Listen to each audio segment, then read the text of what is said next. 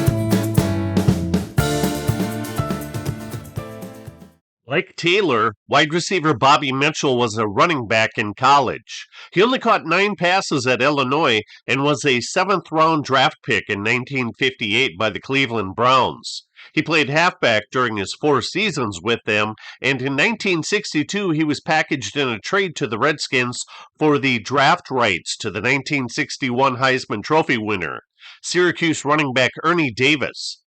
The Redskins switched Mitchell to flanker, and he led the NFL with 72 catches in 1962, the first of 4 straight 60-catch seasons. In 1967, he actually started at halfback for 5 games and rushed 60 times. His 60 receptions placed him 4th best in the NFL.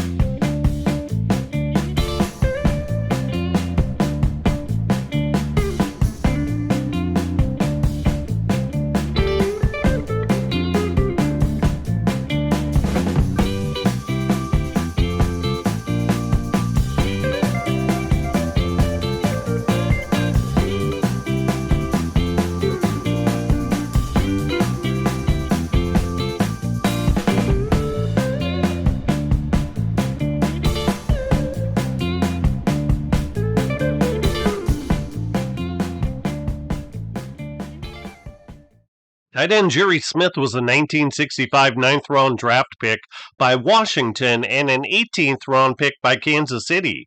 He was probably the smallest tight end in either league, but his slight build allowed him to break free from larger linebackers.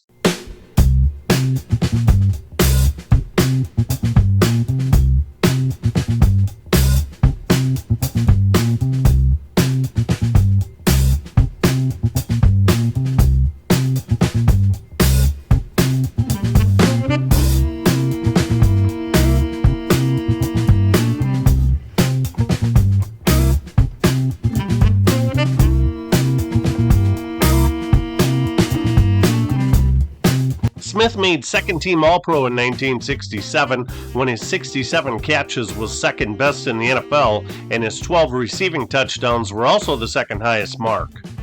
Jerry Smith had a knack for making the difficult catches look easy.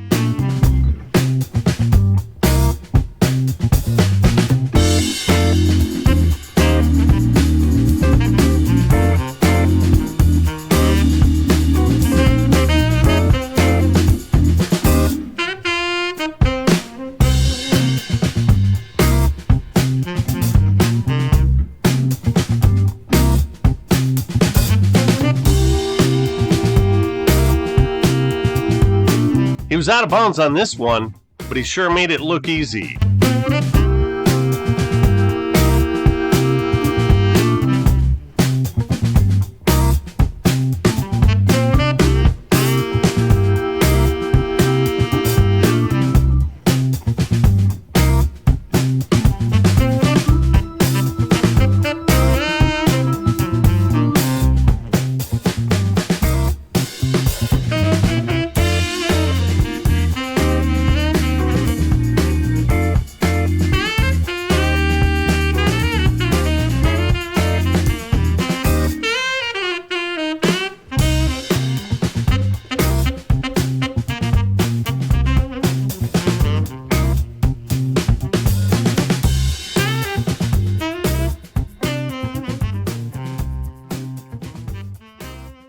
Field General Sonny Jurgensson had a phenomenal season.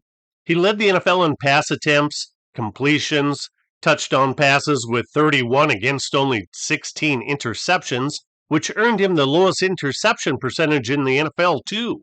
His 3,747 passing yards was number one, and it broke the single-season record of 3,723 yards, also set by Jurgensen in 1961, his first year in Washington. Amazingly, he didn't receive even one NFL MVP vote. John Unitas won the MVP despite throwing the same 16 interceptions, yet with 11 fewer touchdown passes. Regardless, the 1967 Washington Redskins passing game was one of the best of all time.